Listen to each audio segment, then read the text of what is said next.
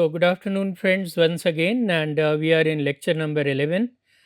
In the previous lecture, I talked about the pre colonial diaspora and why this is important to talk about the historical development of Indian diaspora is that when we talk about the modern Indian diaspora, we will find that this has been shaped by the earlier diasporas.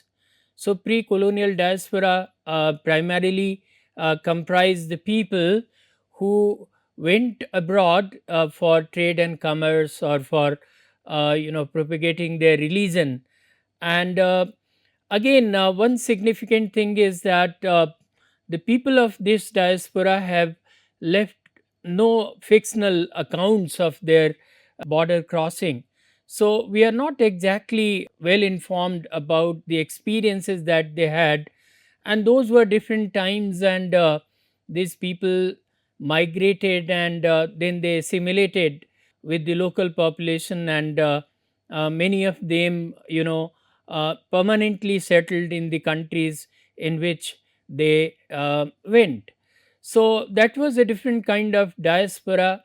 When we talk about the colonial diaspora, like the experiences of colonial India, where the Indians were subjected to humiliation, exploitation, and suppression by their British masters and the other colonial powers, because Britishers were the most important, colonialists in India. But apart from that, the Portuguese, the Dutch, the French, they also, came to India with the purpose of colonizing.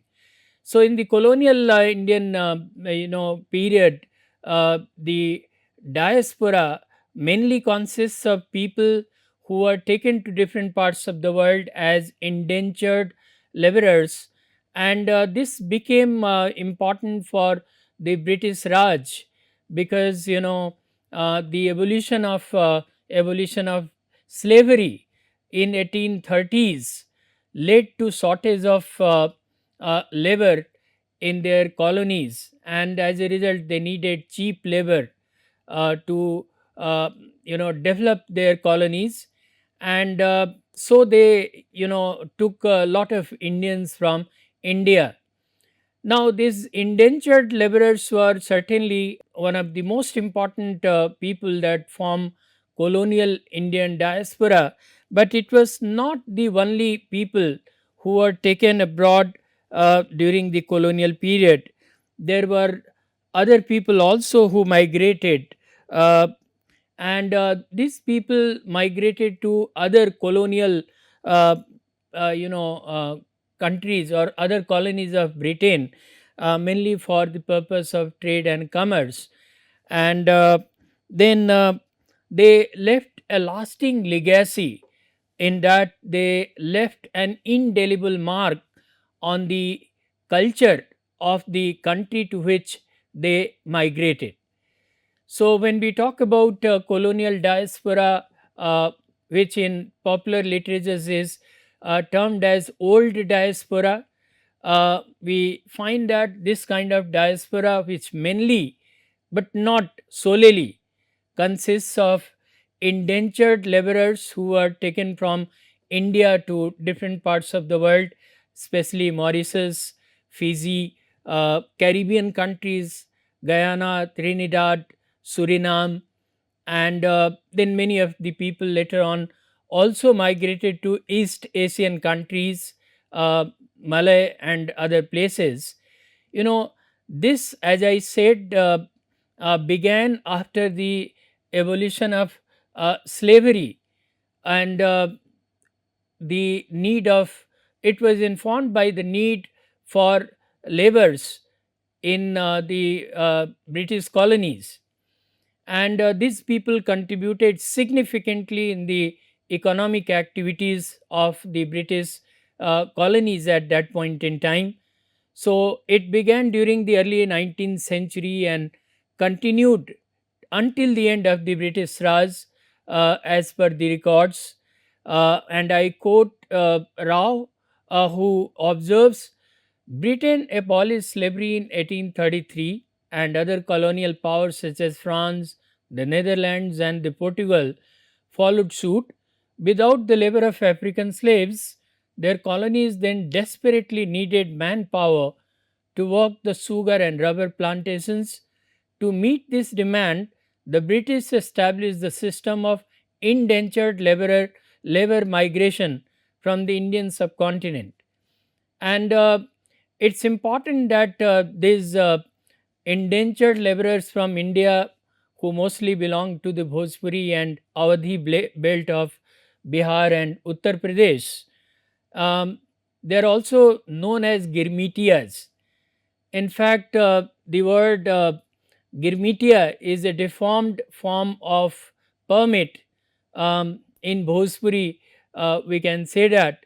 So these people were made to sign some kind of permit um, in order to work there, and they were lured into indenture, promising them uh, good job, lot of money and comfortable life. But then, unfortunately, this was all I was, and many of these people were stocked in large vessel ships, very much like cattle, and many of them turned sick on the sea, and many died as well, who are denied ritualistic burial or burning also, and were you know submerged in the sea. So it's a very tragic account. And those who finally made it to those shores, they were subjected to a lot of trauma, violence, um, tyranny, and were little fed and were uh, forced to work for inhuman hours. So they were subjected to all sorts of tyranny in these British colonies by their white masters. And but then because of their resilience, because of their hard work, they turned these otherwise deserts into blooming places. And if today people know these places as one of the go to places, for example, Mauritius is one of the most popular tourist destinations in modern times. But if you go through the colonial diaspora accounts, you will find who made this place such a beautiful place, and who contributed to its culture, to its economy. And same is the story of the Caribbean countries, or Fiji, and other places where these Indians went. So when we talk about the indenture, it basically refers to transfer of labor power from metropoles to colonies, or as a system of bonded labor with a resemblance to slavery, and that was the Girmitiyas. Madras, Calcutta, and Bombay were the prime centers for the recruitment. A number of indentured immigrants did go voluntarily, because they thought, what they are being promised will be life changing for them. But later on, they felt that they have been cheated and deceived, because what was promised was never delivered. So several of them were also tricked or kidnapped by unlicensed recruiters or agents called uh, Arctias. They were shipped, as I said, in inhuman conditions, usually in overcrowded old sailing boats. And as I said, many of them succumbed on the way, and many of them could cross safely. And even at the end of the indenture, um, these people could not save as much as was required to go back to their country. So many of them were forced to live in those countries forever. And now those countries have their descendants as their main citizens. So diseases and deaths were frequent during these long drawn voices, and it's a very tragic story which has been narrated by many of them. These laborers were known as girmitias, as I said. These girmitias workers uh, are mostly related to the languages of Awadhi and Bhojpuri, as I said, from Bihar and UP. Um, and These Girmitias emigrated to countries, as I said, like Guyana, Mauritius, Suriname, Trinidad, and Tobago, and many other Caribbean parts like Jamaica, Barbados, Grenada, Belize, Fiji, Reunion, Seychelles, Malaysia, Singapore, and some parts of East Africa like Kenya, Somalia, Tanzania, Uganda, and many parts of South Africa. So migration from Bihar and UP mainly, consisted of the indentured laborers who were taken to Mauritius, Suriname, Trinidad, and Fiji. From Punjab and Gujarat, people migrated mostly to Guyana and East Africa. From Pondicherry and Tamil Nadu, they went to the French colonies such as Guadeloupe, Martinique, and Lee Reunion. Um, and There was high mortality rate during the journey, as I said, because they were little protected and there was no medical available to them, and they were being carried like cattle, um, where they had little space for themselves. um, and this kind of indentured labor system continued until the World War One, and then it was abolished. So, in response to severe international criticism, Britain abolished this indenture system in 1916, as per one of the records, because people felt that this is inhuman. In fact, this is a continuation of the earlier slavery system under a new garb. So you can see this is one of the pictures portraying the people who are being taken for indenture. Um, this is from 1860 to 1911. Endangered laborers from India arrive in the colony of Natal, South Africa.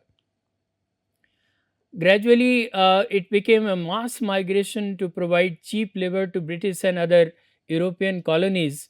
Uh, like in Mauritius, the French and British colonies lured people uh, to come there, providing them uh, a false hope that they will be given good jobs and they will get good wages, and that will improve their life conditions.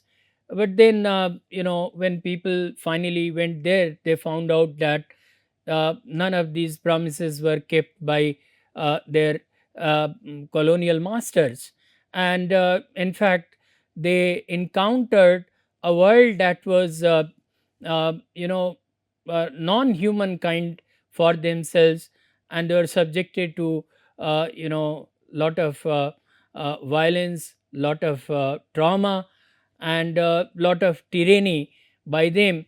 One of the most powerful, novels to me, which comes out of this experience, is by one of the veteran writers of Mauritius, Bhimanyu Anat, who in his Lal Pasina brings out the reality of Indian coolies. They were called coolies uh, in these countries, and their struggle, unending struggle uh, for survival in inhuman conditions.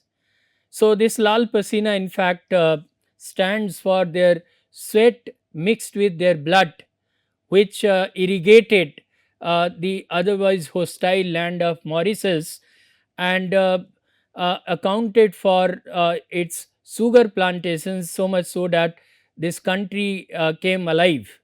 And this is just one instance. In fact, this was the case in most of the African countries or most of the Caribbeans, where the Indians were taken, they put in their hard labor to turn those hostile lands into livable lands, into happy lands, and now all these countries are having good economies, most of them. So, regarding one of the causes behind this mass migration, Rao observes conditions of absolute poverty in many parts of India, in addition to the prospect of gaining wealth overseas, motivated Indians to sell themselves and become bonded laborers. So, friends, everybody knows that, if we are lured into something, obviously our material conditions add to that. We are also vulnerable. So, the people who are lured into indenture, they were also, vulnerable people, because India used to be a poor country with limited job opportunities, low wage. And when these people were promised that, in foreign country they will be uh, provided for, they will get good job, they will get good wages, they thought that they can take this chance and can improve their life conditions. So many of them, agreed, believing that if they go there and work for a couple of years, they may be able to improve the circumstances and economic conditions of their respective families. So that was one of the motivations. Apart from that, as we see in Evis trilogy by Amitav Ghosh, um, we find that there were many people who looked at it as an opportunity to escape from the Indian, rigor or the traditional society, and so they also left the country believing that they will be free to have their will. And then many people traveled as support systems, like, the priests or barbers or other people who would, help the Indian overseas people in their rituals and religious ceremonies. So there were other reasons also, like decline of cotton and other manufacturing industries in India, resulting in a lot of unemployment. So many people, who had turned unemployed also thought that now they have to look for other opportunities to continue their jobs. So they also agreed to this. Natural calamities, which have always been a part of, the fate of the farmers of the country. And all of us know that India depends a great deal on its agriculture. So these natural calamities due to failure of monsoons or less monsoons or periodic famines, crop diseases and unjust land taxes and policies imposed by the colonial government further, forced people to, accept these offers by the agents of the British Raj. So I quote Bhattacharya and Sachdev, who comment, in modern times, large scale Indian migration took place as a result of evolution of slavery in British, French, and Dutch colonies in 1834, 1846, and 1987, respectively. Captured labor was recruited for colonial plantations in Asia, Africa, Caribbean, and the Pacific. During the colonial period, Indians were traded as slaves by Portuguese, Dutch, French, and English imperialists. Indians were taken over as soldiers to develop plantation economies, construct railway networks, and to serve as soldiers in the imperial military establishment in far parts in the 19th century. Over 2 million men fought on behalf of the empire in numerous wars, including the Boer War and the two world wars. So, Indians did not only contribute to plantation economy of um, these colonial powers, but they also fought on their behalf for saving the British Raj or their colonial powers. However, during roughly the same period, another form of labor migration also developed, like people from South India migrated to Sri Lanka, Malaysia, and Burma for the tea, coffee, and rubber plantations. And around the same time, merchants and traders from Gujarat and Sindh settled in British colonies in the Middle East and South and East African countries. So by the time of Second World War, the Indian diaspora uh, included approximately 6 million migrants. And and today, if we talk about the Indian diaspora, our old diaspora constitutes 60% of it, approximately 18 million people of Indian origin living all over the world.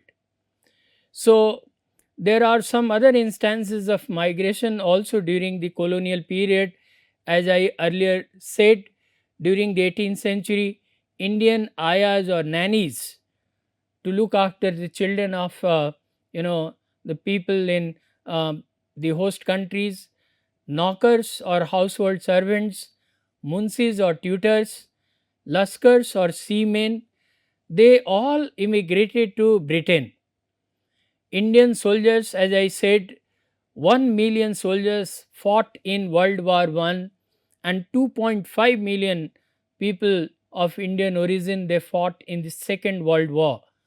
After the world wars, many who survived they stayed in Great Britain and became part of the Indian diaspora, and many of them came back. In 1932, there were 7,128 Indians in Great Britain. During the same period in England, many associations were established, such as the Sikh Society or the Khalsa Jatha in 1908, Hindu Association of Europe in 1935, Muslim and Parsi associations were also formed so that these diasporic people could protect their rights and stay united.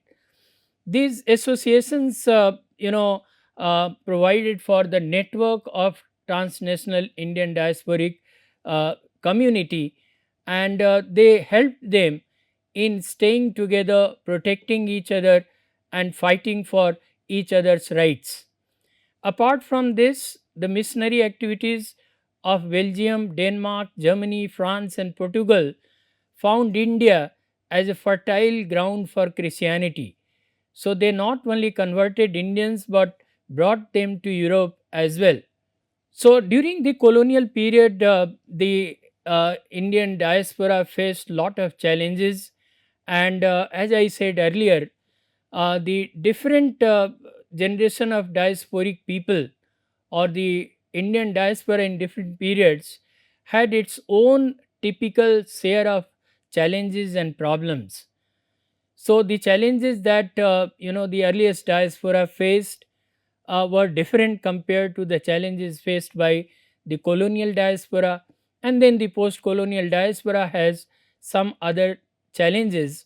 While many of them may be of universal significance and may apply to all these diasporas across the time, many of them are typical to these different time frames of diaspora.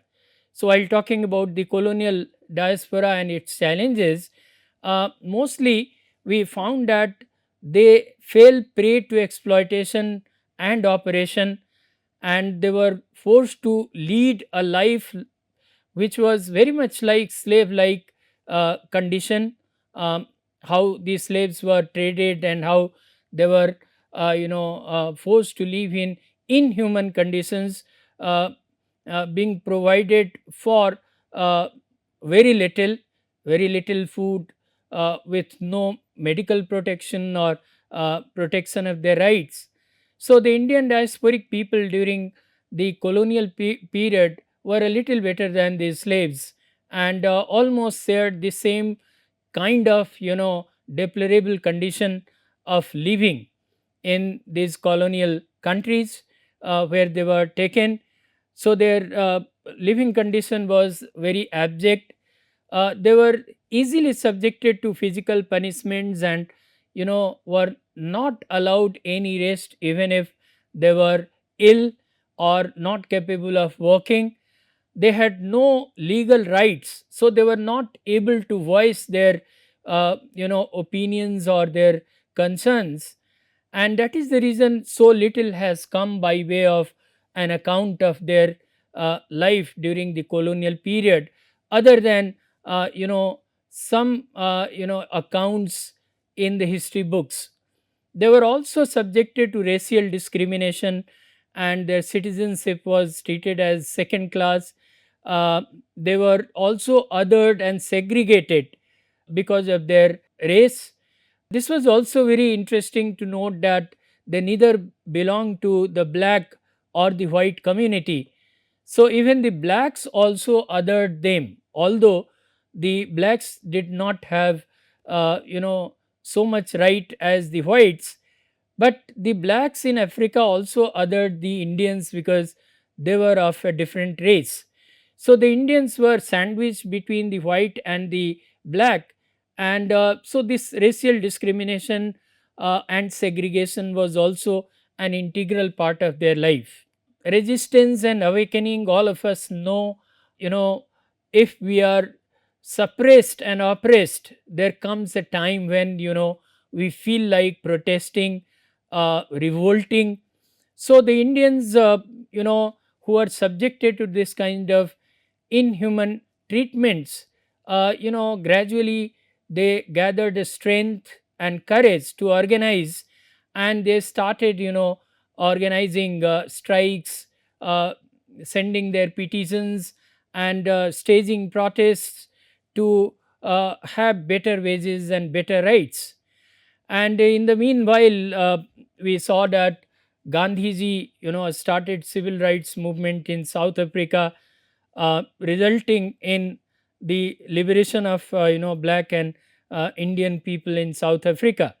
So at several places in these British colonies, the people of uh, Indian diaspora, they organized, and they launched political movements uh, demanding equal rights as the whites and others were enjoying in those countries. And this certainly resulted in better living conditions for them. But their path was never going to be easy. So, friends, when we talk about the modern diaspora in the next class, we need to understand the path that the Indians have traded traditionally to come up to a stage where they have gained a lot of political representation and economic success, and lot of kudos to them for establishing themselves around the world as one of the most industrious and courageous people who survived these inclement, inhuman, tyrannical uh, conditions. And despite that, they contributed so much so that the countries to which they were taken are now very well off when it comes to their economies. When I was in Fiji, I realized that the Fijian dollar, one Fijian dollar, was equivalent to 42 Indian rupees. And I realized that how strong is the economy of Fiji. And most of their business was run by the Indians. It's a sad story that the Indians still don't have the land rights there, which belong to the black people, and Indians are considered on permanent lease. But nonetheless, I talked to some of the black people also, and one of them, admitted that we could have ended in jungles and could have never been civilized but for our Indian brethren who came as God sent and who changed our circumstances as well. So now we love in peace and love with each other. So, the colonial diaspora, when we talk about Indian colonial diaspora, the Indian colonial diaspora is a very important milestone, and the kind of prestige that is attached to Indian diaspora and the kind of soft power that the India enjoys now partly that is also attributed to the strong, colonial Indian diaspora in different countries where the Indians were taken to support its plantation economy during the indenture during the 19th and early 20th century.